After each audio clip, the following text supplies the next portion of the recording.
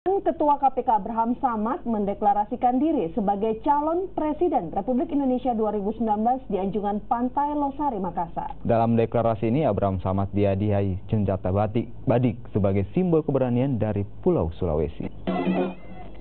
Bersama relawannya, Abraham Samad mendeklarasikan diri sebagai calon Presiden Republik Indonesia tahun 2019. Dukungan ini diberikan oleh warga Sulawesi Selatan terhadap mantan Ketua KPK ini. Digelar sebagai Panglima Anti Korupsi, Abraham Samad dihadiahi badik sebagai simbol keberanian dari Pulau Sulawesi untuk pemerintahan yang bersih dari korupsi. Meski mendeklarasikan sebagai calon presiden 2019, namun Abraham Samad belum memastikan partai politik mana yang akan menjadi kendaraan politiknya.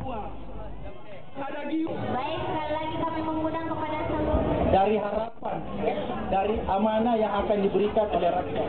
Karena kalau kita lari dari sebuah amanah atau dari sebuah harapan, maka itu sama dengan kita mengingkari keberadaan kita sebagai manusia. Setelah di Makassar, gimana lagi Pak? Kita lihat saja di mana nanti masyarakat yang akan mendeklarasikan kita, karena akan tumbuh elemen-elemen masyarakat yang akan mendeklarasikan.